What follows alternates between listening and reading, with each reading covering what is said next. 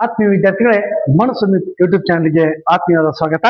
ಇನ್ನು ನಾವು ಒಂದು ಹೊಸ ಯೋಜನೆಯನ್ನ ಅಂದ್ರೆ ಏನಪ್ಪಾ ಅಂದ್ರೆ ಒಂದು ನೀತಿ ಕಥೆಯನ್ನ ನಾವಿಂದು ನಿಮ್ಮ ಮುಂದ ಪ್ರಸ್ತುತಪಡಿಸಲಿದ್ದೇವೆ. ನೋಡೋಣ ವಿದ್ಯಾರ್ಥಿಗಳೇ, ಈ ಕತೆ ನಿಮಗೂ ಸಂಬಂಧಪಟ್ಟಿತ್ತು, ನಿಮ್ಮ ನೆರೆಯವರಿಗೂ ಸಂಬಂಧಪಟ್ಟಿತ್ತು, ಎಲ್ಲರಿಗೂ ಒಳಗೊಂಡಿರುವಂತಹ ಕತೆ. ಈ ಕಥೆಯನ್ನ ಹೇಳಲೇಬೇಕು. ಈ ಕತೆ ಅಪ್ಲೈ ಅಂದ್ರೆ ಈ ಕಥೆಯನ್ನ ಕೇಳಿದ ನಂತರ ನಿಮ್ಗೆ ಏನ್ ಅನ್ಸುತ್ತೆ ಅನ್ನೋದನ್ನ ನಿಮ್ಮ ಅನಿಸಿಕೆಯನ್ನ ಕಮೆಂಟ್ ಬಾಕ್ಸ್ ನಲ್ಲಿ ಕಾಮೆಂಟ್ ಅನ್ನು ಮಾಡುವಂತ ನೋಡೋಣ. ಈಗ ವಿದ್ಯಾರ್ಥಿಗಳೇ, ಒಂದು ಊರು, ಆ ಊರಿನಲ್ಲಿ ಈಗ ಏನು ಉಳಿದಿಲ್ಲ. ಆ ಊರಲ್ಲಿ ಈಗ ಏನು ಉಳಿದಿಲ್ಲ, ಎಲ್ಲ ಬರಿದಾಗಿದೆ. ಅಷ್ಟ ಬರಗಾಲ ಅನ್ಕೊಳ್ಳಿ ಅಥವಾ ಕ್ಷಾಮ ಬಂದು ಹೋಗಿದೆ. ಟೋಟಲ್ ಆಗಿ ಆ ಊರಲ್ಲಿ ಒಂದು ಸಸ್ಯಗಳು ಕಾಣ್ತಿಲ್ಲ, ಒಂದು ಕಪ್ಪು ನೀರು ಕಾಣ್ತಿಲ್ಲ. ಬೆಳೆಗಳನ್ನು ಬೆಳೆಯುವುದಕ್ಕಾಗಿ ಯಾವುದೇ ವ್ಯವಸ್ಥೆಗಳು ಕೂಡ ಅಲ್ಲಿ ಇಲ್ಲ. ಆಗ ಅವರ ತಂದೆ ಮತ್ತು ಮಗ ಇಬ್ಬರೇ ಇದಾರ. ತಂದೆ ಮಗ ಅಂದ್ರೆ ಇಲ್ಲ ಅಂದ್ರೆ ಪೂರ್ತಿ ಬರಿದಿಲ್ಲ, ಆದ್ರೆ ಸಿಚುವೇಶನ್ ಅರ್ಥ ಮಾಡ್ಕೊಳ್ಳಿ. ಆ ರೀತಿಯಾದಂತ ಪರಿಸ್ಥಿತಿ ಅಲ್ಲಿದೆ. ಅಂದ್ರೆ ಆ ಊರನ್ನ ಬಿಟ್ಟು ಆ ಮುಂದಿನ ಗುರಿಯೆಡೆಗೆ ಆ ಬಾಲಕ ಹೋದ್ರೆ ಮಾತ್ರ ಅವನು ಸಾಕಷ್ಟು ಸಾಧಿಸಬಲ್ಲ, ಏನಾದ್ರೂ ಒಂದು ಸಾಧನೆಯನ್ನ ಮಾಡಬಲ್ಲ. ಅದಕ್ಕೆ ಒಳಗೊಂಡಂತ ಒಂದು ಸ್ಟೋರಿ ಇಲ್ಲಿ ನೋಡೋಣ. ಅವರು ಹೋಗ್ಬೇಕಾಗಿದೆ, ಊರು ಬಿಟ್ಟು ಹೋಗ್ಬೇಕಾಗಿದೆ. ಅವರು ತಂದೆ ಮತ್ತು ಮಗ ಇಲ್ಲಿದ್ದಾರೆ. ಇಲ್ಲೇನು ಇಲ್ಲ. ಇಲ್ಲೇನಿದಾವಪ್ಪ ಅಂದ್ರ ಕೆಟ್ಟ ಜಂತುಗಳು ಮಾತ್ರ ಅದಾವ, ಕೆಟ್ಟ ಹುಳಗಳು ಮಾತ್ರ ಅದಾವ. ಅಂದ್ರೆ ನೀವು ಮೊಸಳೆಯನ್ನು ತಗೊಳ್ಳಿ, ಯಾವುದೋ ಒಂದು ಪ್ರಾಣಿಯನ್ನು ತಗೊಳ್ಳಿ, ಇಲ್ಲ ಹಾವು ಅನ್ಕೊಳ್ಳಿ, ಅಥವಾ ವಿಷದಿಂದ ತುಂಬಿದಂತ ಮುಳ್ಳುಗಳು, ನಮ್ಮನ್ನ ಜಗ್ಗಲು ನಿಂತಿರುವಂತ ದುಷ್ಟ ಶಕ್ತಿಗಳು ಇವೇ ಇದಾವ.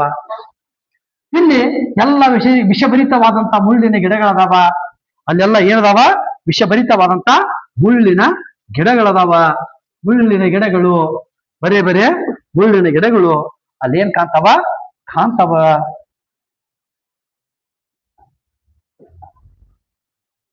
ವಿಷಭರಿತವಾದಂತ ಮುಳ್ಳಿನ ಗಿಡಗಳು ಕಾಣಕತ್ತಾವ.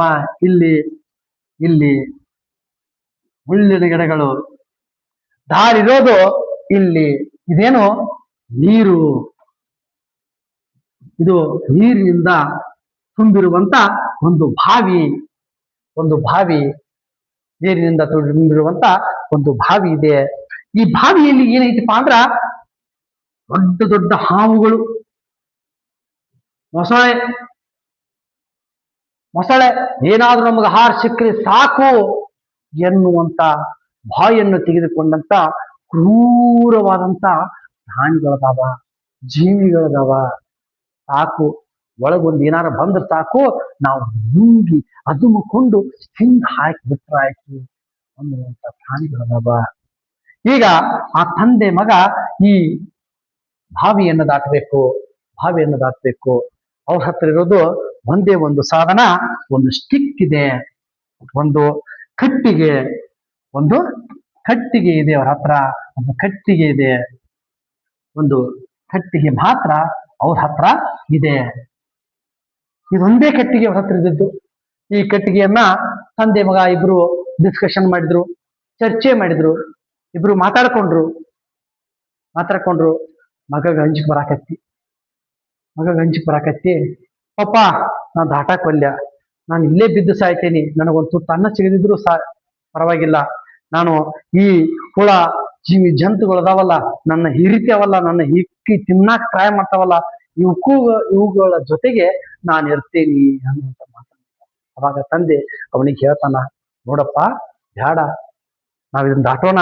ನಾ ಈ ಕಟ್ಟಿಗೆಯನ್ನ ಏನ್ ಮಾಡ್ತೇನಿ, ಇಲ್ಲಿ ಇಡ್ತೀನಿ. ಈ ಕಟ್ಟಿಗೆ ಮೇಲೆ ಹತ್ತಿ ನಾವೇನ್ ಮಾಡೋಣ, ದಾಟಿ ಹೋಗೋಣ. ಈ ಕಟ್ಟಿಗೆ ಮೇಲೆ ಹತ್ತಿ ದಾಟಿ ಹೋಗೋಣ ಅಂತ. ಅವಾಗ ಆ ಹುಡುಗನಿಗೆ ಭಯ ಜಾಸ್ತಿ ಆಕೈತಿ. ಮುಂದೆ ಅವ್ರ ತಂದೆ ಮತ್ತೊಂದು ವಿಚಾರ ಮಾಡ್ದ, ಇಲ್ಲ ನೀ ನೋಡು, ನಾ ದಾಡ್ತೀನಿ, ನಾ ಹೆಂಗ್ ದಾಡ್ತೇನೆ ನೋಡು, ಅದನ್ನ ನೋಡ್ತಾ ಇರು, ನೀನು ಆ ರೀತಿಯಾಗಿ ಪಾಲಿಸು. ಅವ ನಿಮ್ಮ ತಂದೆ ಅನ್ಕೊಳ್ಳಿ ಅಥವಾ ನಿಮ್ಮ ಅಚ್ಚುಮೆಚ್ಚಿನ ಶಿಕ್ಷಕರು ಅನ್ಕೊಳ್ಳಿ. ಯಾಕಂದ್ರ ನಿಮ್ಮ ತಂದೆ ತಾಯಿ ಮತ್ತು ಶಿಕ್ಷಕರು ನಿಮ್ಗೆ ಎಂದು ಕೆಟ್ಟದನ್ನು ಬಯಸೋದಿಲ್ಲ. ನೀವು ಒಳ್ಳೆಯ ಮಾರ್ಗದಲ್ಲಿ ಹೋಗೋದನ್ನ ಮಾತ್ರ ಬಯಸ್ತಾರ, ಒಳ್ಳೆಯ ಮಾರ್ಗದಲ್ಲಿ ಮಾತ್ರ ಹೋಗೋದನ್ನ ಬಯಸ್ತಾರ. ಅದಕ್ಕಾಗಿ ಅವರು ನಿಮ್ಗ ಟಾರ್ಗೆಟ್ ಅನ್ನು ಕೊಟ್ಟಿರ್ತಾರ, ಗುರಿಯನ್ನು ಕೊಟ್ಟಿರ್ತಾರ. ಏನು ಗುರಿ? ಅವ್ರು ನಿಮ್ಗೊಂದು ಗುರಿಯನ್ನು ನೀಡಿರ್ತಾರ. ಆ ಗುರಿಯನ್ನು ಮಾತ್ರ ನೀವು ನೋಡಂತಾರ. ಬಟ್ ನಾವ್ ಏನ್ ಮಾಡ್ತೇವಪ್ಪ ಅಂದ್ರ ನಮ್ಮ ಜೀವನದೊಳಗ ನಮ್ಮ ಗುರಿ ಬಿಡ್ತೇವೆ, ನಮ್ಮ ಆಜು ಬಾಜು ಇದ್ದಂತ ಸಮಸ್ಯೆಗಳನ್ನ ನೋಡ್ಕೊತ ಹೋಗ್ತೇವೆ, ಸಮಸ್ಯೆಗಳನ್ನ ನೋಡ್ಕೊತ ಹೋಗ್ತೇವೆ. ಮಜಾ ಮೋಜು ಮಸ್ತಿಯನ್ನು ನೋಡ್ತೇವೆ.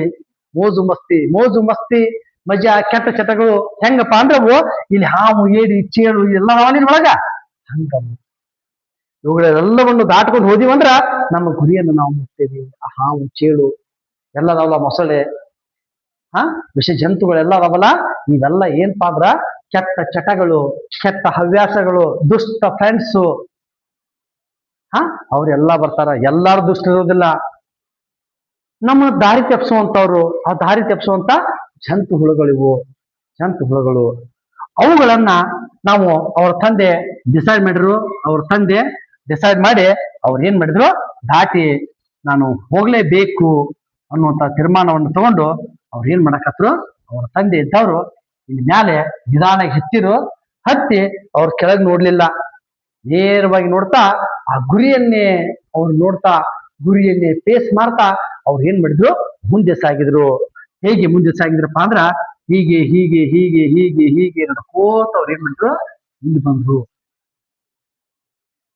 ಸ್ವಲ್ಪ ಇಲ್ಲಿ ಬಂದಾಗ ಅಡ್ಡಾಗಿ ಬಿದ್ದಿದ್ರು ಆ ಮನುಷ್ಯ ಉಳಿತಿರ್ಕಿಲ್ಲ. ಯಾಕಂದ್ರೆ ಜೀವ ಜಂತು ಸಾಕಷ್ಟು ವಿಷ ಜಂತುಗಳದಾವ.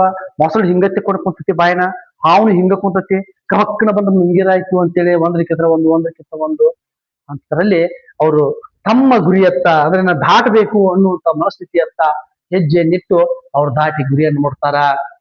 ಆಗ ಅವ್ರಲ್ಲಿ ಹೋಗಿ ಈ ಮಗನ್ನ ಕರೀತಾರ. ಅವ್ರ ಆಚ ಕಡೆ ಹೋಗ್ಬಿಟ್ರು. ಹೋಗಿ ಅವ್ರ ಏನ್ ಮಾಡ್ತಾರ, ಆ ಮಗನ್ನ ಕರೀತಾರ. ಈ ಮಗ ಅವಲ್ಯಪ್ಪ ನಾನ ಇಲ್ಲೇ ಬೀಳ್ತಾನ ನಾನು. ಯಾಕಂದ್ರೆ ನಿಮಗೂ ನಿಮ್ಮ ತಂದೆ ತಾಯಿ ಹೇಳ್ತಿರ್ತಾರ, ಬ್ಯಾಡಪ್ಪ, ಉಡಾತನ ಮಾಡ್ಬೇಡ, ಅದನ್ನ ಮಾಡ್ಬೇಡ, ಅಂತದನ್ನ ಮಾಡ್ಬೇಡ, ಇಂಥದನ್ನ ಮಾಡ್ಬೇಡ, ಕೆಟ್ಟ ಹವ್ಯಾಸ ಬೆಳೆಸ್ಕೊಬೇಡ ಅಂತಿರ್ತಾರ. ಅವಾಗ ನೀವ್ ಅಂತಿರಲ್ಲ, ನೀನ್ ಹೇಳ್ತೀಯ ಅಂತ ಕೇಳ್ತಿರ್ತೀರಿ. ಹಾಗೆ ಇವನು ಕೂಡ ನಾನು ಇಲ್ಲೇ ಇರ್ತೀನಿ ಅಂತಂದ. ಕೊನೆಗೆ ಅವ್ರ ಅಪ್ಪ ಹೇಳಿದ, ಯಾಕಂದ್ರೆ ನಂಬಿಕೆ ಇಲ್ಲಿ ಮುಖ್ಯ. ನಂಬಿಕೆ ಅವ್ರ ಅಪ್ಪ ಹೇಳಿದ, ಅಥವಾ ಟೀಚರ್ ಹೇಳಿದ್ರು, ಏನು ಮಗು ಅಂಜ್ಬೇಡ, ನಾನಿದ್ದೀನಿ, ನಿನ್ ತಳಗ್ ಬೀಳದಂಗ ನಾನ್ ನೋಡ್ಕೋತೇನಿ. ನೀ ಏನ್ ಮಾಡು, ಎಲ್ಲಿ ನೋಡ್ಬೇಡ, ನೇರವಾಗಿ ನನ್ನ ಮಾತ್ರ ನೋಡು, ನನ್ನ ಬಿಟ್ರೆ ನೀ ತಳಗ್ ಕಾಲಾಗಿ ಎಲ್ಲಿ ನೋಡ್ಬೇಡ, ಸುಮ್ಮನೆ ನೇರವಾಗಿ ನೋಡ್ಕೋತ ಹಿಂಗ್ ಕೈ ಇಟ್ಕೋತ ನಡ್ಕೋತ ಬಂದ್ಬಿಡು ಅಂತಂದ್ರು.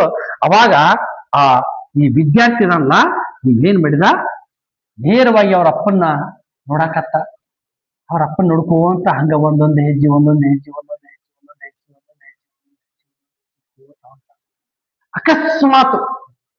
ಅಕಸ್ಮಾತ್ ಅವ್ ಇಲ್ಲಿ ಹೋದಾಗ ಅವ್ರ ಅಪ್ಪನ ಬಿಟ್ಟು ಹಿಂದೆ ನೋಡಿದ್ದಂದ್ರ ಅಥವಾ ಸೈಡ್ ನೋಡಿದ್ದಂದ್ರ ಏನಾಗ್ತಿದ್ದ, ಅವ ಹಿಂದ್ ಹೋಗ್ತಿದ್ದ. ಯಾಕಂದ್ರ ಕೆಳಗ್ ಹಂಗ ಹಿಂಗ ಅವ್ನ ಕಾಲ ಹತ್ರ ಬರ್ತಿತ್ತು, ಹೊಳೆ ಜಿಗಿತಿತ್ತು. ಮೊಸಳಿ ಹಂಗ ಬರ್ತಿತ್ತು, ಹೊಳೆ ಹೊಕ್ಕಿತ್ತು. ಯಾಕ ಅಲ್ಲಿಗ ಅವ್ನ್ ತಲುಪುವಂತ ಸಾಮರ್ಥ್ಯ ಅವಕ್ಕಿಲ್ಲ.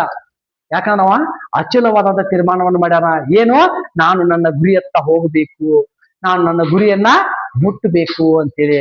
ಅದಕ್ಕಾಗಿ ಅವ ಏನ್ ಮಾಡಕತ್ತ, ನೇರವಾಗಿ ನಡ್ಕೋತ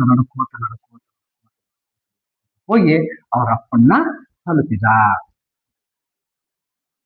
ಅವ್ರ ಅಪ್ಪನ ತಲುಪಿ ಅವೇನ್ ಮಾಡಿದ, ಜೀವನದಲ್ಲಿ ಯಶಸ್ಸನ್ನು ಸಾಧಿಸಿದ.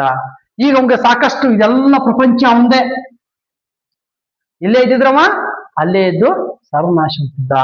ಅದಕ್ಕ ವಿದ್ಯಾರ್ಥಿಗಳೇ, ನೀವೆಲ್ಲ ಏನ್ ಮಾಡ್ಬೇಕಪ್ಪ ಅಂದ್ರ ಯಾವಾಗಿದ್ರು ಫೋಕಸ್ ಮಾಡ್ಬೇಕಾಗಿದ್ದು ನಮ್ಮ ಗುರಿ ಕಡೆ, ನಮಗಿರುವಂತ ಸಮಸ್ಯೆಗಳ ಕಡೆ ಅಲ್ಲ. ನಮ್ಮ ಸುತ್ತುಗಡೆ ಸಾಕಷ್ಟು ಸಮಸ್ಯೆಗಳಿರ್ತಾವ, ಸಾಕಷ್ಟು ಗೊಂದಲಗಳಿರ್ತಾವ, ತೊಂದರೆ ಕೊಡೋ ಜನಗಳು ಇರುತ್ತೆ. ನಮ್ಮ ಕಸ ಫ್ರೆಂಡ್ಸ್ಗಳಲ್ಲಿ ಕೆಲವೊಬ್ರು ಇರ್ತಾರ, ನಮ್ಮ ಕಾಲ ಎಳೆಯುವಂತವ್ರು. ಹೇಗೋ ಅವ ಏನಾರು ಅಚೀವ್ಮೆಂಟ್ ಮಾಡಕ್ ಹೊಂಟಾನಪ್ಪ ಅಂದ್ರ ಅವನನ್ನ ಕರ್ಕೊಂಡು ಆಟಕ್ಕೆ ಕೆಡಿವಿ, ಬಾರ್ಲೆ ಅದ್ನೇನ್ ಮಾಡ್ತೀಯ, ಬಾರ್ಲೆ ಇದ್ನೇನ್ ಮಾಡ್ತೀಯ ಅನ್ನೋರು ಇರ್ತಾರ. ಅಂತವ್ರ ಕಡೆ ಗಮನ ಕೊಡದೆ ನಿಮ್ಮ ತಂದೆ ತಾಯಿ ಮತ್ತು ನಿಮ್ಗೆ ಒಳ್ಳೆಯದನ್ನು ಬಯಸುವಂತ ಪ್ರತಿಯೊಬ್ಬ ಗುರುಗಳ ಕಡೆಗೆ ನೀವು ಗಮನವನ್ನು ಕೊಟ್ಟು ನಿಮ್ಮ ಗುರಿಯನ್ನ ಸಾಧಿಸಿ ನೀವು ವಿಜಯಶಾಲಿಯಾಗಿ ಅಂತ ಹೇಳ್ತಾ ಈ ಕಥೆಯನ್ನ ಮುಗಿಸ್ತೇನೆ.